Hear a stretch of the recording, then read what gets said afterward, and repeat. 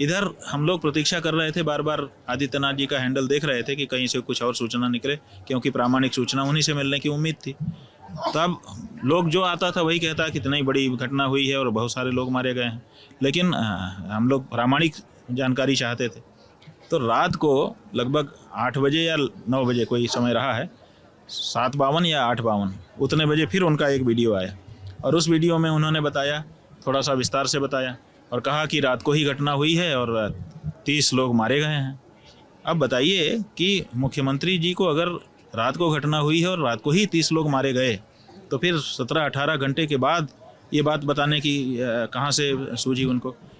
उसके पहले ही क्यों नहीं बता दिया? अगर वो संख्या ना बताते, वो कह देते कि कुछ लोगों के मारे जाने की भी खबर है और आप लोग चिंता मत करिए, मैं स्वयं चीज़ों को देख रहा हूँ, तो भी तो लोगों को ढाढ़स बनता कि भाई घटना हो गई है और अब पूरी नज़र है, अब कुछ गड़बड़ी होने की संभावना नहीं है। लेकिन उन्होंने पूरे दिन हम लोगों से ये छुपाए रखा, और छुपाए रख कर के हम लोगों को सहज होने के लिए प्रेरित किया, जबकि घटना बड़ी घट चुकी थी। ऐसे में उनके जो लोग श्रद्धालु मरे, उनके बारे में हम लोग अफवाह समझते रहे उनकी मृत्यु को, और हमारे मुख्यमंत्री जी के कहने पर अफवाह समझते रहे। तो ये बात हमको ठीक नहीं लगी, तो मन में हमारे आक्रोश रहा। दूसरे दिन सवेरे हम आए, यहाँ पूजा पाठ किया। उसके बाद किसी पत्रकार ने हमसे पूछा, तो हमारे मन में जो आक्रोश था उसको हमने व्यक्त किया और कहा कि ये ठीक नहीं किया उन्होंने। एक तरह से संतों के साथ, शंकराचार्यों के साथ, हम सबके साथ विश्वासघात हुआ।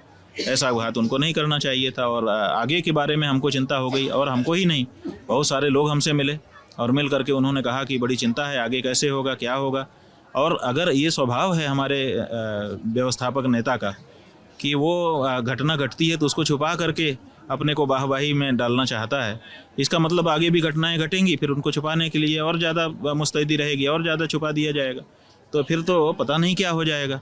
तो इसीलिए हमने कहा कि अच्छा हो कि अब किसी और मुख्यमंत्री को ये दायित्व दिया जाए और इनको कहा जाए कि विराम लीजिए, ताकि एक नया विश्वास जनता में फिर से पनपे। अब उसके बाद से हमको लोग गालियां दे रहे हैं, कह रहे हैं कि ये राजनीति कर रहे हैं। हम इसमें क्या राजनीति कर रहे हैं? ये श्रद्धालुओं के लिए जगह है। स्वयं आदित्यनाथ जी ने वीडियो में कहा है, वो वीडियो हम लोगों ने कई बार देखा है, उसमें उन्होंने कहा है कि 40 करोड़ लोगों के आने की संभावना है, लेकिन मैंने 100 करोड़ लोगों की व्यवस्था की है। तो जब 100 करोड़ लोगों की आपके पास व्यवस्था है, उसमें 40 करोड़ लोग आ रहे हैं, तो फिर अव्यवस्था कैसे हो सकती है? अगर 100 करोड़ की व्यवस्था में 140 करोड़ आ जाएं, तब तो अव्यवस्था की संभावना है कि ज़्यादा लोग आ गए, जितना हमने आकलन किया था। जब आप 100 करोड़ की व्यवस्था किए हैं और 40 करोड़ आ रहे हैं, आप खुद कह रहे हैं, तो और 40 करोड़ तो थे ही नहीं। मौनी अमावस्या के दिन आप ही के शब्दों में 7 करोड़, कोई 10 करोड़, कोई 3 करोड़ कह रहा है, जो भी कह रहा है, तो इतने ही लोग जब थे, तो फिर कैसे इतनी बड़ी घटना घट गई।